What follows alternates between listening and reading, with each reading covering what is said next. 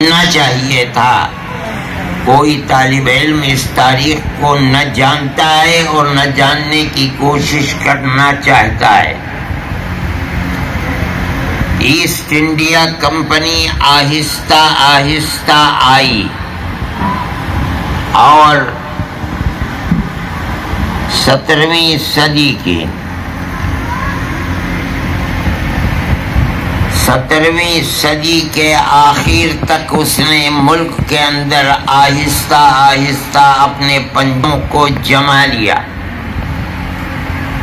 اور 1799 کے اندر سلطان ٹیپو شہید رحمت اللہ علیہ کو سرنگا پٹنم میں شہید کر دیا گیا. ہندوستان کے راجا مہاراجا بہت تھے، لیکن جس کو انگریز اپنے لیے کانٹا سمجھتا تھا وہ صرف اور صرف سلطان ٹیپو شہید تھے رحمت اللہ علیہ. اپنوں کی غداری، خود وہ لوگ جو ان کے ٹکڑوں کے اوپر پلتے ہوئے تھے، میر صادق اور دوسرے لوگوں نے غداری کی اور انگریز کے ٹکڑوں کے اوپر پل رہے تھے، اس لیے ان کی غداری سے سلطان کو شہید کر دیا گیا. 1799 کے اندر جب سلطان ٹیپو شہید ہو گئے تو ان کی لاش پر کھڑے ہو کر کے انگریز جنرل نے یہ بات کہی تھی کہ آج ہندوستان ہمارا ہے. جب تک سلطان ٹیپو زندہ تھے اس وقت تک یہ کہنے کی ہمت اور جرات ایسٹ انڈیا کمپنی کے اندر نہیں تھی،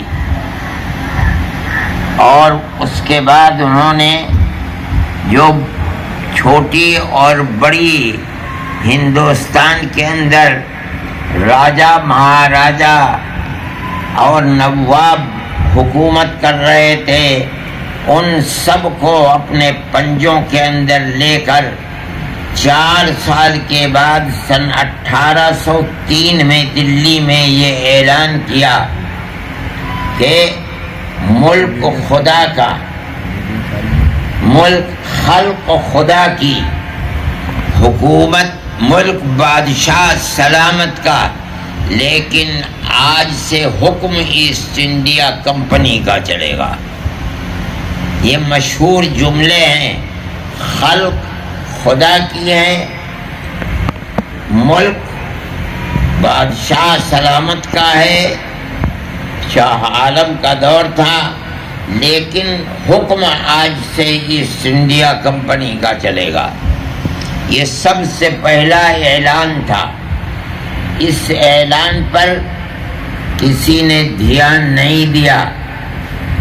مدرسوں میں زندگی گزارنے والا ایک عالم دین جو اس وقت اپنے ہم عصروں کے اندر سب سے بڑا عالم دین سمجھا جاتا تھا، اور حضرت شاہ ولی اللہ صاحب محدث دہلوی کے سپوت حضرت شاہ عبدالعزیز صاحب رحمت اللہ علیہ کھڑے ہوئے اور انہوں نے سب سے پہلے یہ اعلان کیا ہے کہ آج ہمارا ملک غلام ہو گیا اور اس ملک کو آزاد کرانے کے لیے جہاد کرنا ہر مسلمان کا فرض ہے. یہ سب سے پہلی آواز تھی. کسی کے اندر ہمت نہیں تھی کہ یہ آواز کرتا اور لگاتا کہ ملک غلام ہو گیا، اس کو غلامی سے آزاد کرانا ہمارا فرض ہے. کوئی کہنے والا نہیں تھا. اگر تھا تو شاہ عبدالعزیز صاحب محدث دہلوی تھے. یہ چیز تاریخوں میں زندہ ہے، لیکن مسلمان دوسروں کو یہ کہتا ہے کہ انہوں نے ہماری تاریخ کو مٹا دیا، لیکن سوال ہے کہ مسلمان نے کہاں اپنی تاریخ کو زندہ رکھا ہے. نہ مدرسوں میں پڑھائی جاتی ہے، نہ پڑھنے والے پڑھتے ہیں، نہ کسی کو شوق ہے، نہ کوئی جانتا ہے۔ حضرت شاہ عبدالعزیز صاحب محدث دہلوی کے یہ کلمات اللہ کے یہاں مقبول ہوئے، اور انہوں نے جہاد کی تیاری کی، اور انگریز نے ان کو اس کی سزا دینے کی تیاری کی۔ ان کے مدرسے کو دفن کر دیا گیا دلی کے اندر۔ ابھی چند سال ہوئے وہ مدرسہ کھدائی کے اندر آیا، مگر وہ ہندوستان کی بری سیاست کی نظر ہو کر کے پھر برباد ہو گیا۔ حالانکہ اس مدرسے کے باقیات آزادی ہند کی در حقیقت ایک نشانی تھے، اسے آزاد رہنا چاہیے تھا، چاہے اس کی پرانی در و دیوار ہی زندہ رہتی، لیکن یہ ایک نشانی ہوتی کہ یہ ہیں وہ آثار جہاں سے ہندوستان کی آزادی کی آواز نکلی تھی۔ یہ واقعہ سن 1803 کا ہے۔ حضرت شاہ عبدالعزیز صاحب کی جائیداد اور مدرسے کو قرق کر لیا گیا، مدرسے کو دفن کر دیا گیا، ان کو دلی سے نکال دیا گیا، ان کو جسم کے اوپر چھپکلی کا لیپ کرا دیا گیا۔ لوگ کہتے ہیں کہ وہ برس کے بیمار ہو گئے، لیکن جو آواز ان کی زبان سے نکلی تھی آزادی وطن کی، ایک قدم وہ مرد مومن پیچھے نہیں ہٹا۔ یہ تاریخ ہے مسلمان کی، ہماری تاریخ ہے، ہمارے بزرگوں کی تاریخ ہے، جس کو ہم آج زندہ کرنے کے لیے یہ بات کہتے ہیں۔ اور یہ جو میں کہہ رہا ہوں کہ انہوں نے قدم پیچھے نہیں ہٹایا، یہ ایک کھلی ہوئی حقیقت ہے کہ ان مصائب و آلام کو برداشت کیا انہوں نے، مگر انہوں نے اپنی اولاد اور خاندان ولی اللہ سے ایک جوان کا انتخاب کیا، شاہ اسماعیل شہید کا، اور اپنے متوسلین میں سے رائے بریلی کے رہنے والے سید احمد شہید، جو مولانا ابو الحسن علی ندوی رحمۃ اللہ علیہ کے آباء و اجداد میں سے ہیں، لیکن مولانا شاہ عبدالعزیز صاحب محدث دہلوی کے متوسلین میں سے ہیں، ان کا انتخاب کیا، اور اپنی زندگی میں ان دونوں کو کھڑا کر دیا جہاد آزادی وطن کے لیے قربانی دینے کے لیے۔ آپ لوگوں کو معلوم نہیں ہے، ان لوگوں نے پورے ملک کے اندر دورہ کیا، لوگوں کے اندر آزادی وطن کی روح پھونکی، جہاں وہ سڑکوں سے جا سکتے تھے سڑکوں سے گئے، جہاں وہ دریاؤں اور کشتیوں سے جا سکتے تھے کشتیوں سے گئے، شمالی ہندوستان سے لے کر جنوبی ہندوستان تک گئے، بہار اور آسام تک گئے، جہاں تک جا سکتے تھے گئے، اور انہوں نے گھوم پھر کر آزادی وطن کے لیے راہ کو ہموار کیا۔ دلی میں بیٹھ کر یہ کام نہیں ہو سکتا تھا، یہاں تک کہ سن 1824 میں حضرت شاہ عبدالعزیز صاحب محدث دہلوی کا انتقال ہو گیا، مگر انہوں نے اپنی زندگی کے اندر ان دونوں کو پیدا کر دیا تھا، اور ان کے اندر ایسی گرمی بھر دی تھی کہ زمین و آسمان ایک ہو جائے، لیکن آزادی وطن کے اس نعرے سے ایک قدم پیچھے نہیں ہو سکتا۔ یہ لوگ آگے بڑھے اور انہوں نے سوچا اور یہ بات طے کی کہ ہمیں آزادی وطن کے لیے ملک میں کون سے میدان کو اختیار کرنا ہے، اور کہاں سے ہمیں آزادی وطن کے لیے اپنی جان کو پیش کرنے والے اور اپنے سر کو قلم کرانے کہ انہوں نے وہ میدان انتخاب کیا جو ہندوستان کے شمال میں آزاد قبائل کا میدان ہے، جس کو صوبہ سرحد کہا جاتا ہے، اور آج وہ حصہ تقسیم ملک کے بعد پاکستان کے حصے میں چلا گیا ہے، اسی کو اختیار کیا، اس لیے کہ وہ لوگ لڑنے والے، مرنے والے، اور جو بات دماغ کے اندر آ جائے اس کے لیے مر مٹنے والے لوگ تھے۔ وہاں اپنے حلقے کے لوگوں کو، پیروں کو، علماء کو منتخب کیا اور اس چیز کے لیے کھڑا کر دیا گیا۔ چنانچہ ان دونوں حضرات نے حضرت شاہ عبدالعزیز صاحب محدث دہلوی کے بعد میدان جنگ انتخاب کرنے کے لیے مجاہدین آزادی کو جو یہاں ان کی بات سے متفق ہو گئے تھے، ان کو لیا اور کوچ کر کے صوبہ سرحد کی طرف پہنچے، اور وہاں جا کر انہوں نے انگریز کی مخالفت کے لیے سرگرمیاں شروع کر دیں، انگریز اور انگریز کے ہم نوا لوگوں کے ساتھ۔ چنانچہ جنگ آزادی شروع ہو گئی، اور یہ بات محسوس ہونے لگی کہ جنگ آزادی کے لیے جس حلقے کا انتخاب کیا گیا ہے یہ انتہائی موزوں حلقہ ہے۔ وہاں انگریز اور انگریز کے ہم نواؤں کے ساتھ لڑتے لڑتے سن 1931 کے اندر یہ پہلا جہاد آزادی ہے۔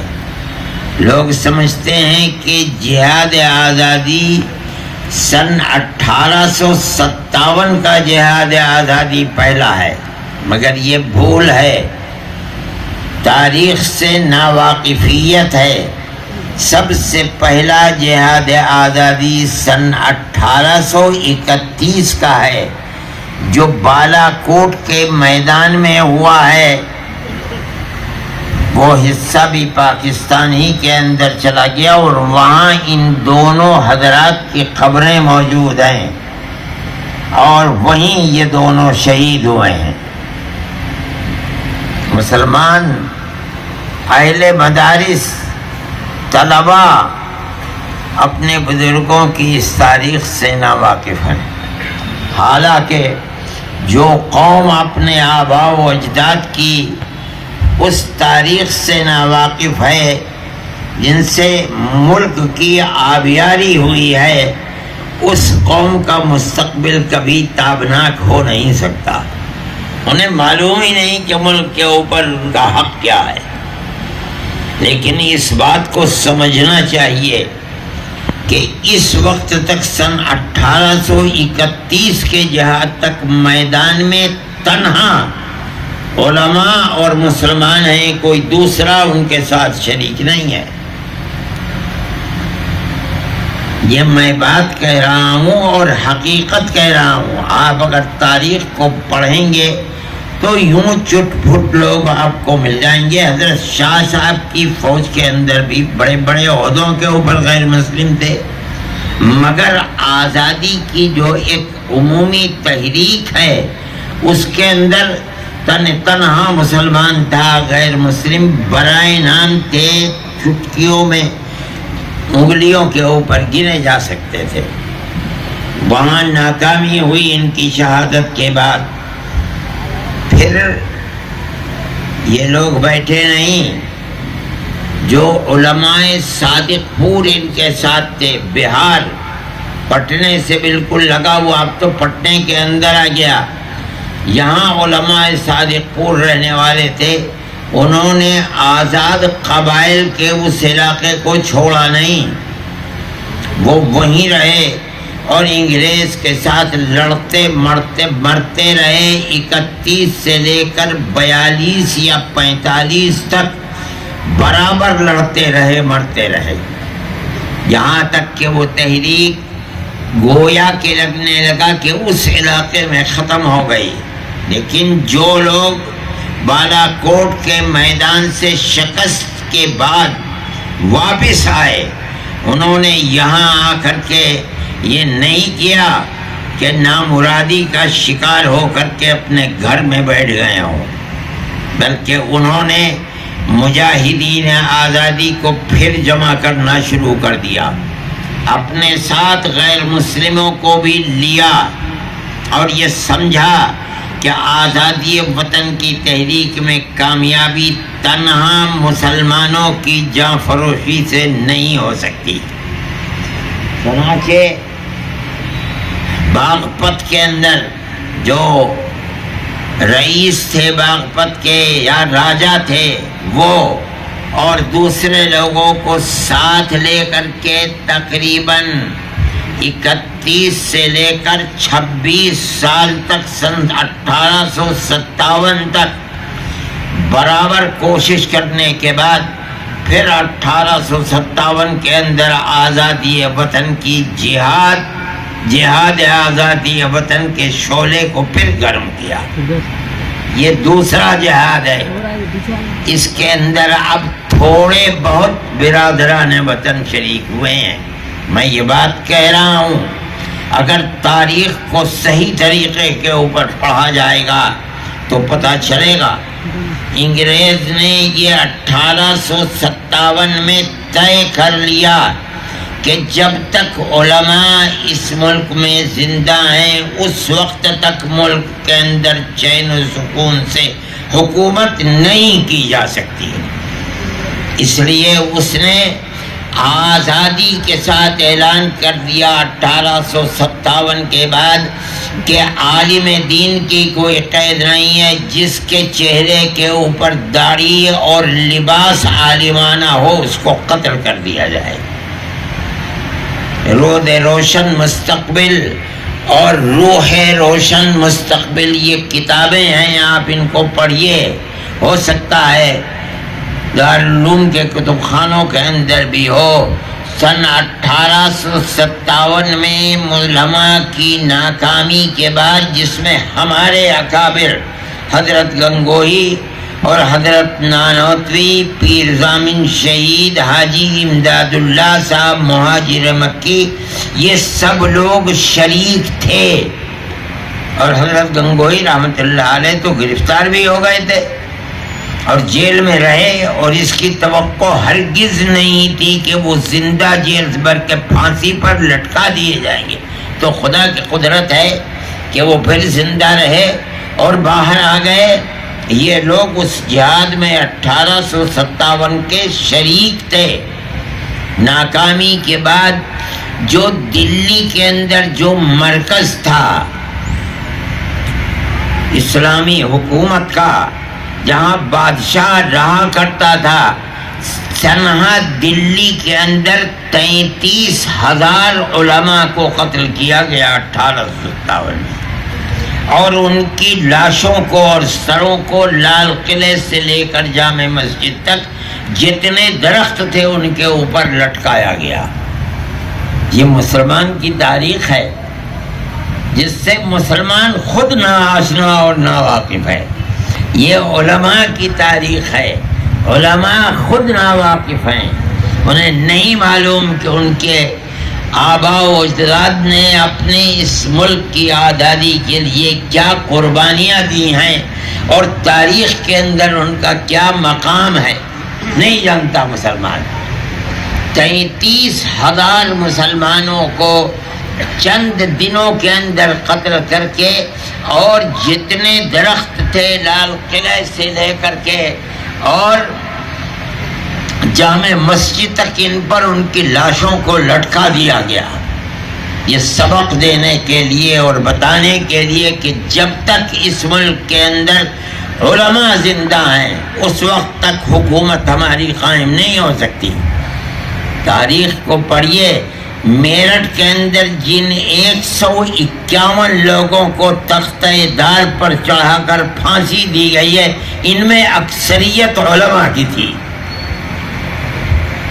کسی کو معلوم نہیں کہ کیا علماء کا کردار تھا. تمہارے آباء و اجداد کا کیا کردار تھا تمہیں خود پتہ نہیں ہے. یہ جو قرب و جوار کے دیہاتوں کے اندر پھوس کے مکانات ہوا ہے، ان سب کو غدار وطن سمجھا گیا. کیوں؟ علماء کے ساتھ تھے. اور کون علماء؟ جو انگریز کی جڑ کھودنا چاہتے تھے اور ملک کو آزاد کرانا چاہتے تھے. یہ ہمارے علماء کا کردار ہے. آج ملک آزاد ہوا، آج کے دن کی آزادی ہے. لوگ ان جیالوں کو یاد کرتے ہیں جنہوں نے ملک کی آزادی کے لیے قربانی دیا. ہمیں بھی اس کا حق پہنچتا ہے کہ ہم یاد کریں ان کو. ہمیں یاد کرنا چاہیے.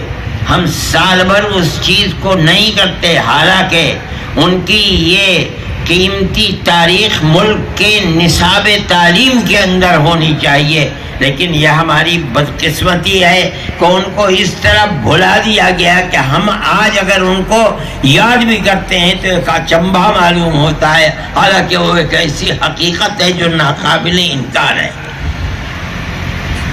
میرے بھائی، اس کو یاد کرنا چاہیے، یاد رکھنا چاہیے، پڑھنا چاہیے، پڑھانا چاہیے. اگر آپ اپنے آباء و اجداد کی تاریخ اور اپنے بزرگوں کی تاریخ سے ناواقف ہوں گے، آپ کبھی عزت نفس کے ساتھ ملک میں زندہ نہیں رہ سکتے. یہ تو دنیا کا قانون ہے. کوئی اگر نہیں رہتا ان کے نام کو نہ لے، چولہے بھاڑ میں جائے. ہم تو اپنے آباء و اجداد کے نام کو یاد کرتے ہیں، ہم تو ان کی تاریخ کو زندہ کرتے ہیں. ہم تو کہتے ہیں کہ ملک کی آزادی کے صحرا انہی کے سر کے اوپر ہے، اس لیے کہ سب سے پہلی آواز اٹھانے والے آزادی وطن کے وہی لوگ تھے. میرے بھائی، اس بات کو سمجھنا چاہیے کس طریقے پر انہوں نے قربانی دی ہے. میں ایک بات ہے جو پہلے مجھے کہنی چاہیے تھی. حضرت سید احمد شہید اور حضرت شاہ اسماعیل شہید نے جو دورے کیے ہیں، ان دوروں کے اندر غازی پور بھی گئے ہیں وہ. اور غازی پور کی یہ تاریخ تھی کہ وہاں کے ایک نواب نے اپنا ایک بیٹا ان کے سپرد کیا، اور اس زمانے کے اندر 1,00,000 چاندی کا روپیہ آزادی وطن کے جہاد کے لیے ان کو دیا، اور یہ کہا کہ میں مولانا آپ کو اپنا بیٹا دے رہا ہوں. اور میرے دل میں تمنا یہ ہے کہ جس طرح حضرت ابراہیم علیہ نبینا علیہ الصلاۃ والتسلیم نے اپنے بیٹے کی گردن پر چھری چڑھائی تھی، اسی طرح آزادی وطن کے لیے میرے اس بیٹے کی گردن پر چھری چڑھی. اور حضرت کون مائی کا لال ہے جو اپنی تاریخ کو اس طرح بیان کر دے گا؟ یہ ہمارے بزرگوں کی تاریخ ہے. اس ملک کی آزادی کے لیے آواز تھی، جس آواز کی بنیاد پر طالبین حق اور جہاد کے لیے اپنی جان دینے والے لوگ، کون سا جہاد؟ ہندوستان کی آزادی کے جہاد کے لیے ہر جگہ سے آنے لگے اور آ کر کے سمٹنے لگے. دارالعلوم ایک مرکز بن گیا. اور چلا کون رہا ہے؟ انگریز نہیں چلا رہا ہے. انگریز کو یہ دعویٰ تھا کہ ہماری حکومت کے اندر سورج غروب نہیں کرتا. یہ تو فقیر لوگ تھے، ان کی کیا حکومت تھی؟ مگر اللہ نے ان کی حکومت اپنے خاص بندوں کے دلوں کے اندر پیدا کی تھی. یہ وہ حکومت تھی کہ جو در حقیقت حکومت ہے.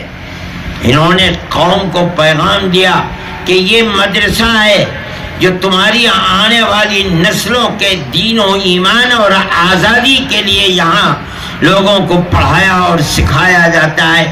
اگر یہ مدرسہ زندہ ہے تو تمہاری آنے والی نسلیں زندہ رہیں گی. اگر یہ مر گیا تو تم مر جاؤ گے، تمہاری نسلیں مر جائیں گی. قوم نے اس کو اٹھا لیا.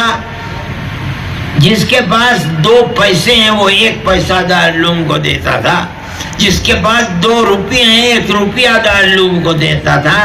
اور 150 سال سے یہ مدرسہ اس طرح چل گیا. یہ ان کی جو ٹاٹ اور بوریوں پر بیٹھ کر کے پڑھتے اور پڑھاتے تھے، یہ اللہ کے یہاں ان کی مقبولیت تھی. چنانچہ دارالعلوم چلنے لگا. ایک دارالعلوم، آج اس ایک دارالعلوم سے 50,000 دارالعلوم سارے ملک کے اندر نہیں، ساری دنیا کے اندر بنے ہوئے ہیں. امریکہ میں چلے جاؤ، وہاں لوگ پڑھا رہے ہیں. ادھر چلے جاؤ، آسٹریلیا میں چلے جاؤ، سوئٹزرلینڈ کے اندر چلے جاؤ، اور آگے ادھر شمال کے اندر چلے جاؤ، بخارا، سمرقند، تاشقند کے اندر چلے جاؤ، ادھر ترکی کے اندر چلے جاؤ. ابھی میں آ رہا تھا تو میرے پاس فون آیا کہ ایک دارالعلوم کا فاضل ترکی سے آیا ہے. میں یہ کہتا ہوں کہ ساری دنیا میں جہاں چلے جاؤ، دین کا بول بالا اگر کرنے والے لوگ ہیں، یا بغیر واسطہ یا بال واسطہ، یا یہاں کے پڑھے ہوئے ہیں یا یہاں کے پڑھے ہوئے لوگوں نے جو مدرسے بنائے ہیں، ان مدرسوں کے پڑھے ہوئے اور دین کی خدمت کر رہے ہیں. میں افریقہ کی ان جگہوں کے اوپر جہاں آدمی جانور کی طرح رہتا ہے، ان جگہوں پر گیا اور میں نے بچوں کا قرآن ایسا کہ میرے بچے ایسا قرآن نہیں پڑھتے. بھائی کہاں سے پڑھ کر گیا ہے وہ؟ مدرسے کا نام لیا کہ دارالعلوم کے لوگوں نے مدرسہ بنایا تھا، ہم نے اس مدرسے میں پڑھا ہے اور وہاں سے آ کر کے اپنے بچوں کو پڑھا رہے ہیں. میرے بھائی، دارالعلوم کی یہ قبولیت، اور پھر دارالعلوم نے ان افراد کو پیدا کیا.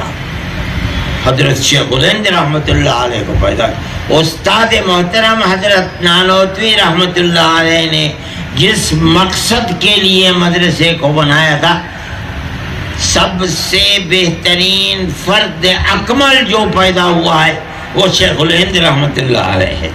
مولانا محمود حسن صاحب دیوبندی رحمۃ اللہ علیہ وہ شخص ہے جو اپنے علم کے ساتھ ساتھ آزادی وطن کے لیے ایسی اپنے سینے کے اندر آگ رکھتا تھا کہ وہ آگ کسی دوسرے آدمی کے اندر نظر نہیں آتی ہے. جو صوبجات متحدہ کا انگریز گورنر تھا مسٹر مسٹن، اس کا یہ قول مشہور ہے کہ شیخ الہند کو جلا کر اگر راکھ کر دیا جائے تو اس کی راکھ سے بھی انگریز کی عداوت اور دشمنی کی بو آئے گی. یہ تھے شیخ الہند. شیخ الہند نے اٹھ کر کے پھر بغل بجانا شروع کر دیا آزادی وطن کا، اور اپنے ان شاگردوں کو جنہیں یہاں تیار کیا تھا، انہوں نے ان کو اپنی آواز کا شریک بنایا، اپنا درد ان کے دنوں کے اندر تقسیم کر دیا اور ان کو لے کر کے میدان کے اندر نکل گئے. جب انہوں نے یہ محسوس کیا کہ اب میرا آنا اور نکلنا، انگریز کی مخالفت کرنا دارالعلوم کے لیے نقصان دہ ہو سکتا ہے، تو اس مرد مومن نے دارالعلوم سے علیحدگی اختیار کی، اپنے شاگردوں کے سپرد کیا اور باہر نکل کر میدان میں جاں فروشی کی صورت کے اندر آ گئے. کون ہے جو تاریخ بتائے؟ کوئی دعویٰ کر سکتا ہے؟ شیخ الہند تنہا وہ آدمی ہے جس نے اپنی زندگی کے اندر انگریز کی حکومت کے خلاف آزاد حکومت قائم کی ہے. لوگ دعوے تو بڑے بڑے حلق سوچ جاتے ہیں کرنے والے. بتائیں کہ کہاں انگریز کی گورنمنٹ کے خلاف آزاد حکومت کس نے قائم کی ہے؟ شیخ الہند نے قائم کی. اپنے شاگرد عبید اللہ سندھی کو افغانستان بھیجا. افغان قوم کے خصوصیات سے واقف تھے، افغان علماء ان کے شاگرد تھے، وہ یہ جانتے تھے کہ یہ مسلمان قوم ایسی ہے کہ جو ایسی سرفروش قوم ہے کہ یہ کبھی کسی دوسرے کی حکومت کو قبول نہیں کر سکتی. آج بھی یہی صورتحال ہے. انہوں نے مولانا عبید اللہ سندھی کو افغانستان بھیجا. افغانستان بھیج کر انہوں نے وہاں آزاد حکومت قائم کی اور کان کھول کر لوگ سنیں کہ انہوں نے اس آزاد حکومت کا جو صدر بنایا وہ مسلمان نہیں، راجہ مہندر سنگھ پرتاپ کو صدر بنایا اس کا۔ وہ لوگ ایسے نہیں تھے کہ ان کے دل کے اندر فرقہ پرستی ہو۔ وہ اس ملک کے عوام چاہے وہ کسی بھی مذہب سے تعلق رکھتے ہو، ان لوگوں کو اپنے سینے سے لگایا کرتے تھے۔ اور مولانا برکت اللہ، پھر اس کے بعد مولانا عبید اللہ سندھی وزیر خارجہ بنے، یہ وہ لوگ تھے کہ جنہوں نے ملک کی آزادی کے لیے قربت۔ کون ہے مائی کلال جو بتائے کہ اس نے انگریز کی حکومت کے خلاف ملک کو آزاد کرنے کے لیے کہیں ملک کے دنیا کے کسی کونے میں آزاد حکومت قائم کی ہو؟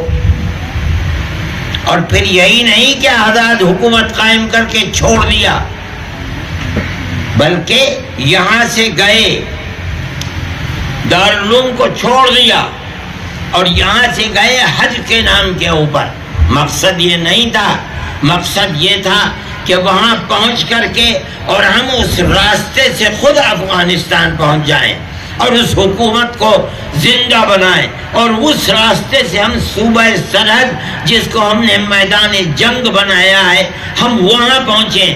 ان لوگوں کی طرف سے یہ شکوہ آتا تھا کہ ہم لڑتے ہیں، ہمارے پاس گولہ بارود ختم ہو جاتا ہے، پھر ہم پیچھے ہٹ جاتے ہیں، تیاری کرتے ہیں، پھر گولہ بارود اپنے ہاتھ سے بنا کر لڑتے ہیں، مرتے ہیں اور مارتے ہیں۔ ہمیں ضرورت ہے اس بات کی کہ دنیا کا کوئی ملک ہمیں گولہ بارود مہیا کرے تو ہم انگریز کو شکست دے دیں گے۔ حضرت شیخ الہند رحمۃ اللہ علیہ اسی لیے گئے تھے۔ اس زمانے میں وہاں حکومت ٹرکی کی حکومت تھی، جو وہاں کے وزیر اعظم تھے، ان سے ملاقات کی اور یہ بات کہی اور یہ کہا کہ میں یہ چاہتا ہوں کہ آپ مجھے یہاں سے کسی طرح افغانستان کا راستہ صاف کرا دیں اور بھیج دیں، مگر انہوں نے معذرت کی کہ انگریز کی حکومت اب راستوں میں جگہ جگہ ہے، ہم اگر چاہیں گے بھی بھیجنا تو آپ نہیں جا سکتے۔ اسی درمیان میں انگریز کا آدمی مولانا کے ساتھ قدم قدم کے اوپر ہے، اور شیخ الہند رحمۃ اللہ علیہ کے اپنی زندگی کے نشیب و فراز اور جو وہ چاہتے ہیں اور کرتے ہیں ہر چیز انگریز تک پہنچ رہی ہے۔ یہاں تک کہ عالمی جنگ کا تنازع شروع ہو گیا اور مولانا طائف کے اندر اپنے ساتھیوں کے ساتھ تھے، اور طائف ہی سے شریف مکہ کا زمانہ تھا، گرفتار کرا دیا گیا، انگریز کے حوالے کر دیا گیا۔ اس کے بعد انگریز نے ان کو پہلے مصر بھیجا، وہاں بھی اس کی حکومت تھی، اور وہاں چند روز رکھ کر ان کے شاگرد اور ان سے الگ الگ بیانات لیے، اور بیانات لے کر کے پھر ان کو سب کو مالٹا جیل بھیج دیا۔ یہ تمہاری تاریخ ہے، تمہارے بزرگوں کی تاریخ ہے۔ حضرت مولانا وہاں بھی اپنی زندگی کے جو اصل آگ تھی انگریز کے خلاف وہ بجھی نہیں ہے۔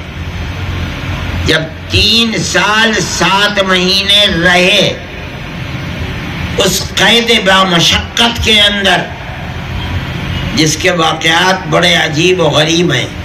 حضرت رحمۃ اللہ علیہ مجھے سناتے تھے کہ میں نے حضرت شیخ الہند رحمۃ اللہ علیہ کو کھانے کے لیے کوئی ایسی چیز دی جس کا کھانا وہاں مشکل تھا، اور انگریز نے دیکھ لیا آپ کہاں سے ملی یہ چیز، تو قبل اس کے کہ حضرت شیخ الہند کا میں آگے بڑھا، میں نے کہا میں نے دی ہے، میں نے کہا آپ نے ہاتھ پھیلاؤ، میں نے ہاتھ پھیلایا، میرے اس ہاتھ کے اوپر اس نے 7 ہنٹر مارے، اور کسی چیز کے اوپر اسی طرح۔ یہ لوگ تو دیوانے تھے شیخ الہند کے، پتہ نہیں آپ لوگوں کو معلوم ہے یا نہیں، بڑی سردی ہوتی ہے مالٹا کے اندر، اور شیخ الہند رحمۃ اللہ علیہ کو صبح تہجد میں گرم پانی دینا ان لوگوں کی بہترین چاہت تھی۔ میں نے خود حضرت سے سنا ہے کہ آدھی رات میں ایک لوٹے میں پانی لے کر کے الٹا اس کے اوپر لیٹتا تھا، پیٹ کے نیچے رکھ کر کے، ظاہر نیند کا کیا مسئلہ تھا، اور میں پھر اس کے بعد اٹھتا تھا، سوتا تھا۔ مولانا عزیر گل صاحب دوسرے حضرت کے شاگرد تھے، پھر وہ سوتے رہتے تھے، وہ اٹھتے تھے اور وہ الٹے اس کے اوپر لیٹ جاتے تھے۔ تب صبح کو حضرت شیخ الہند رحمۃ اللہ علیہ کو نوایا پانی جس میں ٹھنڈک نہیں ہوتی تھی وضو کے لیے دیا جاتا تھا۔ فرماتے تھے مجھ سے جو وہاں کے قانون کے خلاف تھا، حضرت کو آرام پہنچانے کے لیے میں نے کیا، یہ مجھے یاد نہیں رہا کیا، مجھے 3 دن کی سزا دی گئی، اور وہ سزا یہ تھی کہ ایک ایسا کمرہ جس میں گھٹنوں تک کیچڑ بھرا ہوا تھا اور ہر طرف سے کانٹے لگے ہوئے تھے خاردار لوہے کے، مجھے اس کے اندر کھڑا کر دیا گیا، بیٹھ نہیں سکتا تھا میں اس کے اندر، بالکل کسی طرف سے روشنی آنے کا صرف ایک چھوٹا سا سوراخ بیچ میں تھا، جب سورج استوا میں پہنچتا تھا تو وہاں سے روشنی آتی تھی۔ 3 دن تک مجھے اس کے اندر سزا دی گئی۔ یہ ان لوگوں کا یہ سب کچھ کس لیے تھا؟ آزادی وطن۔ کوئی مائی کا لال ہے، اس کا 10واں حصہ تو پیش کرے آزادی وطن کے لیے کیا کیا ہے۔ اور آج جو لوگ اقتدار اور حکومت کے اوپر ہیں انہیں تو ہوا بھی نہیں لگی ہے آزادی، وہ آزادی وطن کے وقت پیدا بھی نہیں ہوئے تھے، ان کی ماں نے انہیں جنا بھی نہیں تھا، وہ کیا جانے آزادی وطن کس چیز کا نام ہے۔ یہ ہمارے بزرگوں کی تاریخ۔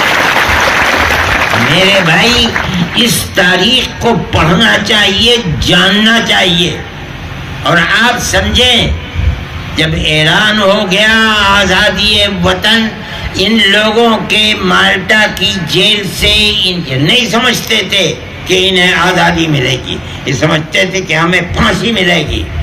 خدا کی قدرت ہے 3 سال 7 مہینے کے بعد ان کو آزادی مل گئے کہ اب جاؤ۔ چنانچہ یہ لوگ وہاں سے، کہاں ہوائی جہاز ہوتے تھے اس وقت، تو پانی کے جہاز تھے، ان کے اندر ان کو وہاں سے رخصت کیا گیا اور وہ یہاں آئے۔ جب یہاں آئے ہیں میں نے حضرت سے سنا ہے کہ جب ہم یہاں پہنچے ہیں تو بے شمار لوگ ہندوستان سے اور دلی سے حضرت شیخ الہند رحمۃ اللہ علیہ کو خیر مقدم کرنے کے لیے بمبئی پہنچے تھے۔ فرماتے تھے ان میں گاندھی جی بھی تھے، اور عورتیں اور بچے، جدھر سے قافلہ جاتا تھا حضرت شیخ الہند رحمۃ اللہ علیہ کا کوٹوں کے اوپر چڑھ کر کے بمبئی میں دیکھتے تھے وہ ہے کون شیخ الہند۔ جو لوگ 3 سال 7 مہینے کی جیل کاٹ کر آئے ہیں، جب حضرت شیخ الہند رحمۃ اللہ علیہ کا جہاز گودی پر پہنچا، ابھی گودی پر پہنچنے سے پہلے ہوتا یہ تھا کہ جہاز کو گودی سے آدھا کلومیٹر 1 کلومیٹر پہلے روک دیا جاتا تھا، پھر اس کے بعد گودی صفائی کے بعد تب جہاز آتا تھا۔ جہاز جب وہاں رکا تو ریاست بہاولپور پاکستان میں اس کے سیکریٹری تھے نواب صاحب کے، ان کا نام تھا سر رحیم بخش۔ حضرت گنگوہی رحمۃ اللہ علیہ سے وابستہ لوگ تھے، اس وجہ سے حضرت شیخ الہند رحمۃ اللہ علیہ سے بھی، شیخ الہند تو ان کے تربیت یافتہ تھے، ان سے بھی تعلقات تھا۔ انگریز نے ان کو سر کا خطاب دے رکھا تھا، انگریز نے ان کو تیار کیا کہ خبر اس کے کہ یہ بھیڑ ہندوستان کی ان سے ملے اور ان کے ذہن پر اثر پڑے کہ میں کامیاب ہوں، مجھے انہی کے ساتھ رہنا ہے، پہلے جاؤ ان کے پاس اور ان کو آمادہ کرو اس بات کے لیے کہ وہ اب بوڑھے ہو گئے ہیں، خیر اور مشقت کے بوجھ کو برداشت کر کے آئے ہیں، اب وہ چھوڑ کر کے تعلیم و تربیت کے اندر رہنا ہے۔ چنانچہ سر رحیم بخش سیڑھی لگوا کر کے ان کو کشتی میں بیٹھا کر کے وہاں جہاز تک لائے اور سیڑھی لگوا کر کے باندھ کر کے اس کے اوپر چڑھا کر شیخ الہند کے پاس بھیجا گیا اور انہوں نے کہا کہ حضرت ایک خلق خدا حضرت گنگوہی رحمت اللہ علیہ کے بعد آپ سے وابستہ بھی، وہ چلے گئے دنیا سے، آپ مرکز بنے ہوئے تھے علم حدیث کا اور حاجی صاحب کے معنوی علوم کا مرکز آپ تھے، آپ کے بعد لوگ بیان انگریز تو اپنی جگہ پر ہے، آپ نے عمر یہی اعلان کروں گا کہ انگریز کی غلامی حرام،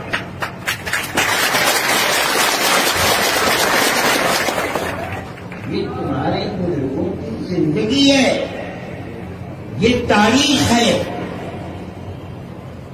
سر رحیم بخش خاموش ہو گئے، شیخ الہند آئے اور شیخ الہند نے اسی طرح اپنے سلسلے کو پھر شروع، مگر شیخ الہند بہت نہیں بھائی کمزور تھے اور مالٹا کی اس سرد ہواؤں نے مالٹا کو بالکل برف ہے یورپ کے اندر برداشت کرنے کی طاقت نہیں تھی ان کے اندر، جس نے ان کی صحت کو خراب کر دیا تھا اور ہندوستان کے ہندو مسلمان ان کے اوپر جان دیتے تھے۔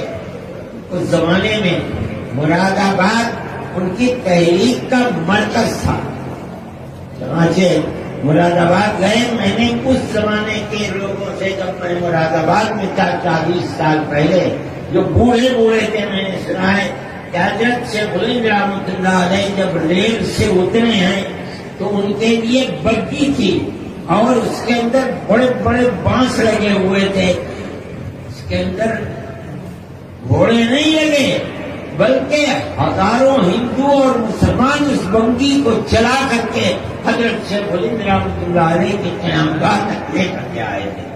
یہ ہندو اور مسلمان دونوں تھے، یہ تمہارے آباء و اجداد کی تاریخ ہے۔ حضرت شیخ الہند رحمۃ اللہ علیہ نے علماء کو جوڑا ہے، علماء کے اندر روح پھونکی ہے، ان کو آواز لگائی ہے۔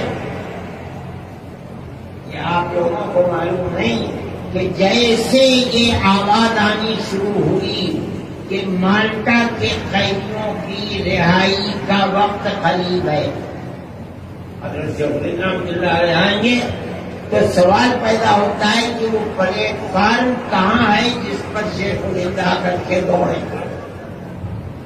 حضرت مفتی اعظم مفتی کفایت اللہ صاحب رحمۃ اللہ علیہ نے سن 20 میں آئے ہیں، حضرت شیخ الہند رحمۃ 1920 میں چھوٹ کر 1919 کے اندر دلی میں علماء کو لے کر کے بیٹھے اور یہ کہ ایک جماعت ایسی بنانی چاہیے اور ایک ایسا پلیٹ فارم آزادی وطن کا ہونا چاہیے جو علماء کا ہو۔ چنانچہ بات طے ہو گئی اور ایک جلسہ رکھا گیا امرتسر میں، آج بھی وہ مسجد موجود ہے، خیر المنازل، امرتسر خیر المنازل کا نام ہے۔ میں گیا ہوں ایک مرتبہ اس مسجد کے اندر، جہاں پہ مسجد ہے وہاں کے امرتسر کی، اس کے اندر ہی اجتماع طے ہوا کہ ہم سب تقسیم ملک تو ہوئی نہیں تھی، امرتسر کے چنانچہ امرتسر گئے، وہاں لوگ بیٹھے اور بیٹھ کر جمعیت علماء کا قیام کیا۔ یہ وہ پلیٹ فارم ہے جس پر شیخ الہند رحمۃ اللہ علیہ آ کر کے آزادی وطن کے لیے اپنے شاگردوں کو لے کر کے دوڑے۔ اس کا عارضی صدر نہیں، عارضی صدر مفتی اعظم مفتی کفایت اللہ صاحب شیخ الہند رحمۃ اللہ علیہ کے شاگرد خاص کو بنایا گیا۔ پھر حضرت شیخ الہند رحمۃ اللہ علیہ آ گئے تو اس کا اس اجلاس کے بعد پہلا اجلاس ہوا دلی کے اندر، جس میں حضرت شیخ الہند رحمۃ اللہ علیہ بحیثیت مستقل صدر کے صدر رہے ہیں اور ان کا خطبہ صدارت ہے، لیکن شیخ الہند رحمۃ اللہ علیہ بیمار ہو چکے تھے اور اس خطبہ صدارت کو پڑھ نہیں سکے. 12 دن کے بعد حضرت شیخ الہند رحمۃ اللہ علیہ کا انتقال ہو گیا. اس خطبہ صدارت میں الفاظ میرے ذہن میں نہیں ہے، لیکن آپ نے اس خطبہ صدارت کے اندر علماء کو جھنجھوڑ کر رکھ دیا. فرمایا کہ اسلام نظام اسلامی اپنے اندر زندگی کے تمام پہلوؤں کو لیے ہوئے، سیاست، تعلیم، اقتصادیات، انفرادی احکام اور اجتماعی. اسلام ایسا ملک ہے جس نے ایسا اسلام ایسا نظام رکھنے والا مذہب ہے جس نے ہر طرف سے انسان کی اجتماعی اور انفرادی زندگی کو اپنے اندر گھیر رکھا ہے. اور اس کے بعد فرمایا جو لوگ مدرسوں میں رہ کر صرف پڑھنے پڑھانے کو اور چار دیواری میں بیٹھنے کو اسلامی زندگی کا مقصد سمجھتے ہیں، وہ اسلام کے دامن کے اوپر بدنما داغ لگا رہے ہیں. کون کہہ سکتا ہے؟ شیخ الہند کہہ سکتا ہے. یہ بھائی یہ تاریخ ہے علماء دیوبند کی، علماء کی اور علماء دیوبند کی تاریخ ہے. یہی حاجات مسجد کے قریب وہ گھر ہے جو شیخ الہند کا گھر تھا. یہیں سے یہ داستان شروع ہوئی ہے. ان کا انتقال ہو گیا. ان کے انتقال کے بعد ان کے شاگردوں نے جو ان کے اشاروں کے اوپر جان قربان دینے کے لیے تیار تھے اپنے سب سے کفن باندھ لیا اور شیخ الہند رحمۃ اللہ علیہ کی زندگی، مجاہدانہ سرگرمی، نظریات کو اپنے دل و دماغ میں اتار کر کے پھر میدان کے اوپر اسی طرح دوڑنے لگے جیسے شیخ الہند کرتے تھے. کے بعد دیگر جیلیں ہونے لگی اور جیل پر جیل ہونے لگی. مگر کبھی یہ نہیں ہوا کہ 2 قدم پیچھے ہٹ جاتے. نہیں، مر جائیں گے اپنا کفن اپنے ساتھ لیے پھرتے تھے کہ ہم کسی دوسرے کا کفن بھی نہیں لیں گے، تو ہمارا کفن ہے ہم اسی کو لے کر کے اپنے قبر کے اندر جائیں. یہ بھائی یہ تاریخ ہے حضرت شیخ الہند رحمۃ اللہ علیہ کی، اور اس کے بعد ان کے شاگردوں کی تاریخ. مراد آباد، سہارنپور، بریلی، الہ آباد، گجرات میں سابرمتی جیل، یہ وہ جیلیں ہیں جہاں حضرت شیخ الہند رحمۃ اللہ علیہ کے شاگرد حضرت مدنی نے اپنی زندگی گزاری ہے. اور فرمایا کرتے تھے سب سے زیادہ بامشقت جیل سابرمتی جیل گجرات کی تھی. اور جیلیں بھی سب بات ہوئی دوڑے کہ خالہ جان کا گھر ہے، مگر سب سے زیادہ مشقت بھری جو جیل تھی وہ وہاں کی جیل تھی. لیکن کبھی کسی وقت میں پیچھے نہیں آئے. یہ سمجھتے تھے کہ ہم مر جائیں گے تو مر جائیں گے، شیخ الہند کے راستے پر مریں گے. ہم نے زندگی ان کے قدموں کے اوپر چلائی ہے، میدان معاشر میں جنت میں ان کے ساتھ رہیں گے. ایک زندگی تھی، ان لوگوں نے زندگی گزاری ہے، اور ان کی زندگی کے اندر مذہب کی بنیاد کے اوپر نفرت نہیں تھی. جہاں رہتے تھے، میں اپنے بچپن میں مجھے یاد ہے کہ ہندو، بڑے بڑے ہندو جو یہاں کے قرب و جوار کے رہنے والے تھے، حضرت رحمۃ اللہ علیہ کے پاس آیا کرتے تھے اور حضرت جایا بھی کرتے. کیرن گھنٹی گاؤں ہے جہاں کے بزرگ تھے ہندو، انہوں نے سب سے پہلے اپنے یہاں ٹیوب ویل لگایا تھا. لایا تھا کے بعد کہا کہ حضرت آپ چلیں گے، آپ اس کے ہتھے کو گھمائیں گے سب سے پہلے. میں بھی چونکہ جا رہے تھے کار سے، کار میں چھوٹا سا میں ان کے ساتھ چلا گیا دیکھنے کے لیے. حضرت رحمۃ اللہ علیہ مجھ سے اتنی طاقت نہیں تھی کہ وہ چلے تنہا اس کو ہتھے کو چلا سکتے. حضرت کے ساتھ اور لوگ چلے اور اس کے بعد اس کو چلایا. یہ محبت تھی، تعلق تھا. میں نے واقعہ سنا ہے اور اس آدمی کو دیکھا ہے. سہارنپور کے ایک صاحب تھے، جو جیل میں حضرت کے ساتھ تھے، میں آج کی اس نفرت کی سیاست پر کہتا ہوں، اس کے اندر ہندو میں تھے سہارنپور میں، روزانہ بیٹھا کرتے تھے، بات ٹھیک ہوا کرتی تھی، انہوں نے آنا چھوڑ دیا حضرت کے پاس۔ حضرت نے کسی دوسرے صاحب سے پوچھا کہ فلاں صاحب کہاں اتنے دن ہو گئے آئے نہیں، کیا بیمار ہیں؟ ہم نہیں، بیمار تو نہیں ہے۔ انہوں نے یہ پیغام جا کر کے ان سے کہا کہ حضرت پوچھ رہے تھے آپ اتنے دن سے گئے نہیں، پر میں ہمیشہ حضرت کے پاس کہنے لگے گئے حضرت کے بعد اس نے پوچھا کہاں تھے آپ اتنے دن سے چلے گئے نہیں آئے؟ حضرت میں آپ کے پاس نہیں آؤں گا، میں اگر آپ کے پاس آؤں گا تو مجھے یہ خطرہ ہے کہیں میں آپ کے اخلاق کی بنیاد پر اپنے مذہب کو چھوڑ کر آپ کے مذہب کو نہیں اختیار کروں، اور میں اپنا مذہب کہتا ہوں کہ یہ ہمارے بزرگوں کی تاریخ تھی، اور وہ اس طرح ہندو مسلم اتحاد کے طریقے کے اوپر رہتے تھے۔ حضرت شیخ الہند رحمۃ اللہ علیہ نے اس اتحاد کی تعلیم دی تھی۔ جب آپ مالٹا کی جیل سے واپس آئے ہیں، حضرت کا یہ مقولہ کتابوں کے اندر موجود ہے، فرمایا کہ ملک کی آزادی تنہا مسلمان کی کوششوں سے نہیں ہو سکتی۔ یہ ضروری ہے کہ اگر ملک کو انگریز کے چنگل سے نکالنا ہے تو یہ تحریک ہندو مسلم تحریک بننی چاہیے۔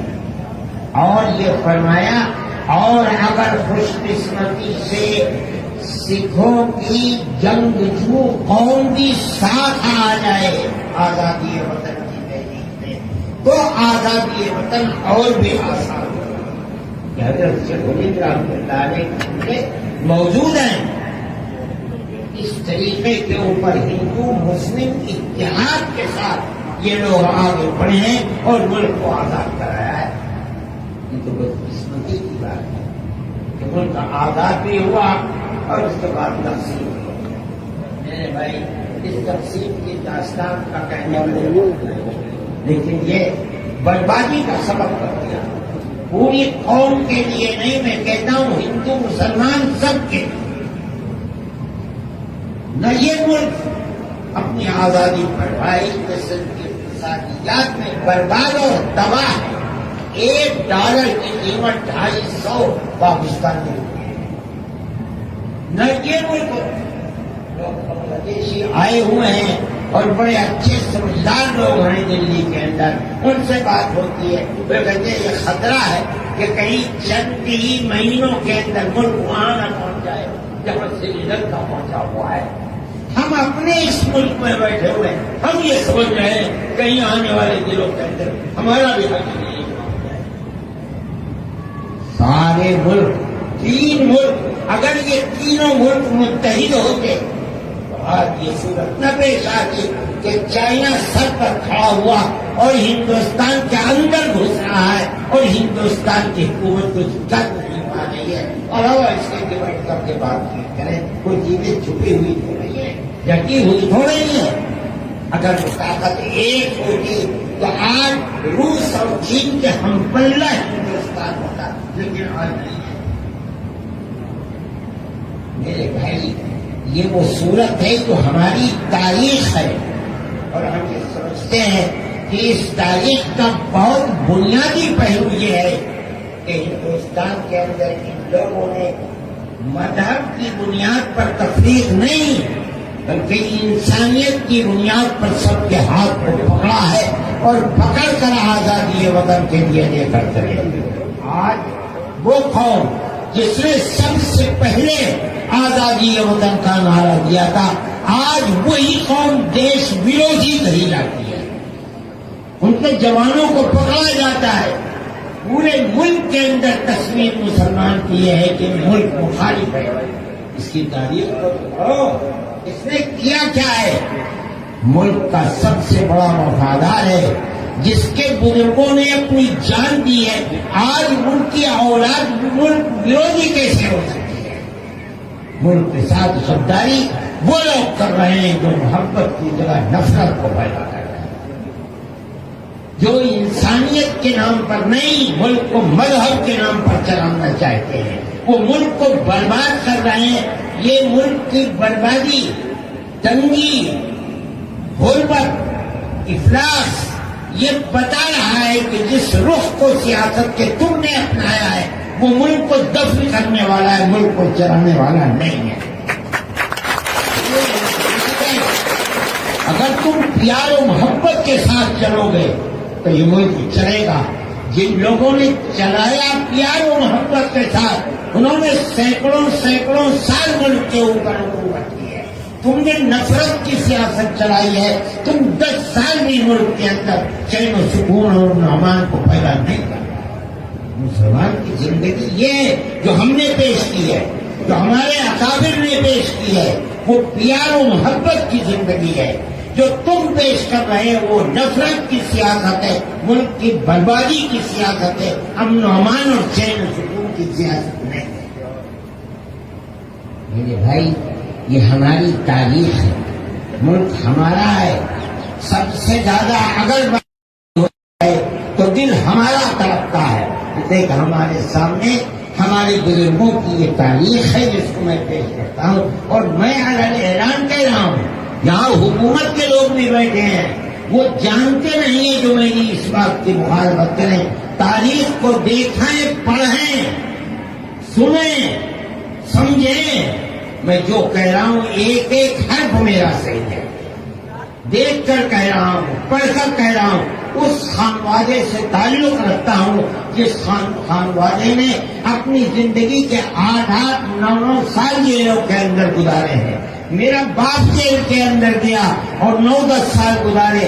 میرا چچا بھائی مالٹا کی جیل کے اندر رہا، اس نے اپنی زندگی گزاری. کون مائی کا لال ہے؟ آج کوئی اپنی تاریخ کو تو پیش کر دے. انہوں نے کیا پھلی پھوڑی ہے ملک کی آزادی کے لیے.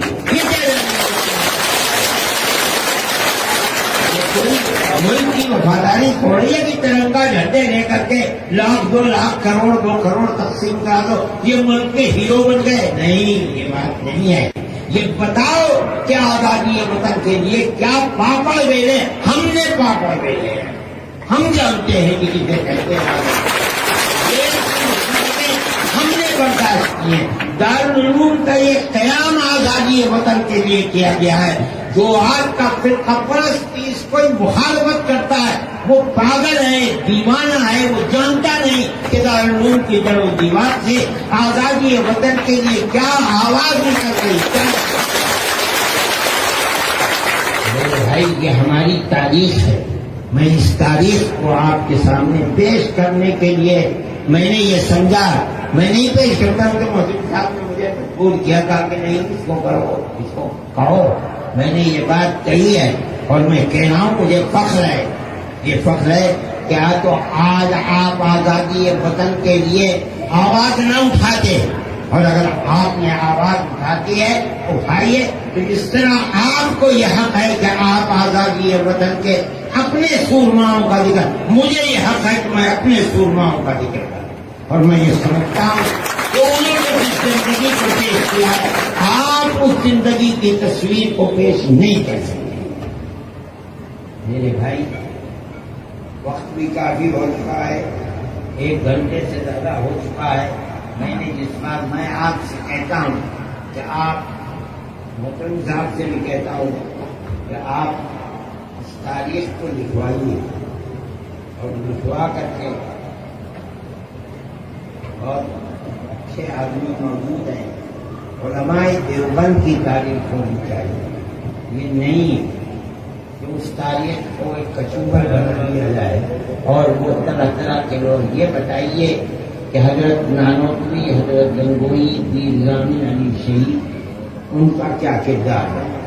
پھر اس کے بعد حضرت نانوتوی اور حضرت گنگوئی رحمۃ اللہ علیہ کے تربیت یافتہ مجاہد آزادی دارالعلوم کا سب سے پہلا ثبوت حضرت شیخ الہند، جنہوں نے حضرت گنگوئی اور حضرت نانوتوی رحمۃ اللہ علیہ سے کتابی علوم قرآن و حدیث اور اس کے ساتھ ساتھ باطنی علوم اور اس کے ساتھ ساتھ آزادی وطن کے لیے کیا سیکھا اور کیا لے کر آئے. انہوں نے پھر کیا کیا اور کیسے کیسے شاگرد پیدا کیے اور ان شاگردوں نے ملک کو آزاد کرایا اور ان کی کیا تصویر تھی. یہ ایک ایسی چیز ہے کہ اس کو مدون ہونا چاہیے اور جو آپ کے اور ہمارے ہزاروں ہزار مدرسے ہیں ان مدرسوں کے اندر پڑھایا جانا چاہیے اور لوگوں کو بتایا جانا چاہیے کہ ان کے آباء و اجداد کا ملک کے بنانے کے اندر اور انگریز کی مخالفت کے اندر اور انگریز کو ملک سے ملک بدل کرنے کے اندر ذلیل و خوار کر کے بھگانے کے اندر کیا کردار رہا ہے. جب تک یہ کردار اس نسل کے سامنے نہیں آئے گا یہ نسل اپنے حق کو اس ملک کے اوپر نہیں سمجھ پائے. یہ تو ایک ایسی حقیقت ہے جس کا انکار نہیں کیا جا سکتا. اس کے لیے حضرت محمد صاحب کی سب سے پہلی اور بڑی ذمہ داری ہے افراد کو پیدا کرنا چاہیے. کتابوں میں سب موجود ہے لکھا ہوا ہے بلکہ افراد بھی ہیں. اگر انہیں جمع بلایا جائے گا بلا کر کے میں تو بہت دن سے کہہ رہا ہوں کہ کرو مگر میری بات اب تک ہر چیز کا اللہ کے یہاں وقت ہوتا ہے. ابھی اس کا وقت نہیں آیا ہے میں کامیاب نہیں ہو سکا اس کے اندر. حضرت محمد صاحب اگر دارالعلوم کی طرف سے کہیں گے تو میں یہ سمجھتا ہوں کہ اس کے لیے افراد میں بتاؤں گا ان کو مہیا ہو سکتے ہیں. یہ بہت اچھی چیز ہوگی اگر دارالعلوم اس چیز کو کرتا ہے تو اپنے اکابر کی تاریخ زندہ و جاوید ہو جائیں گے.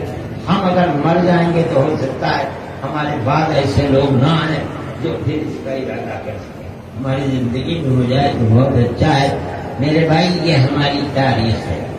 حقیقت یہ ہے میں یہ سمجھتا ہوں ہر شخص کو حق حاصل ہے لیکن مسلمان کو آج کے اس دن اپنے اکابر اور پوروجوں کی تاریخ قربانی بھری تاریخ جس قربانی بھری تاریخ کو بھلا دیا گیا میں اگر کہوں کہ مٹا دیا گیا تو میں اس کے اندر حق بجانے کا اس کو ہم زندہ کرتے ہیں. ہم نے آج بھی زندہ کیا ہے اور میں یہ کہتا ہوں کہ اس کو زندہ کرنے کے لیے کتابی شکل کے اندر لایا جائے تو انشاءاللہ کہ ہماری آنے والی نسلوں کے لیے انتہائی قیمتی چیز ہوگی. اللہ اس ملک کو اور اس کے سیاست کو صحیح رخ کے اوپر لے کر چلے. جو لوگ نفرت کی تاریخ برپا کر رہے ہیں اور سیاست پھیلا رہے ہیں اللہ انہیں خائب و خاسر اور ذلیل و رسوا کر اور ہماری وہ تاریخ جو انسانیت کی بنیاد پر گاؤں در گاؤں 1300 سال سے پھیلی ہوئی ہے جہاں ہندو مسلمان سکھ عیسائی ایک ہی گاؤں کے اندر پیار و محبت کے ساتھ رہتے چلے آئے ہیں. اللہ کو سواری قیمتی تاریخ کو پھر زندہ و جاوید فرمائے اور جو اس کے مخالف ہیں انہیں اللہ رسوا اور خائب و خاسر فرما دے. ہمارے ملک کو پیار و محبت کا گہوارہ جس طرح وہ تھا اس طرح بنائے آباد رکھے شرور و فتن سے محفوظ فرمائے. سب کے دلوں کے اندر انسانیت کی بنیاد پر پیار و محبت کو پیدا فرمائے اور ملک کی سیاست کو اس رخ پر چلائے جو ملک کی آزادی سے پہلے ہندو اور مسلمان سب کے دلوں کی دھڑکن کی اور آواز کی تاکہ یہ ملک ترقی کر سکے. وآخر دعوانا ان الحمد للہ رب العالمین.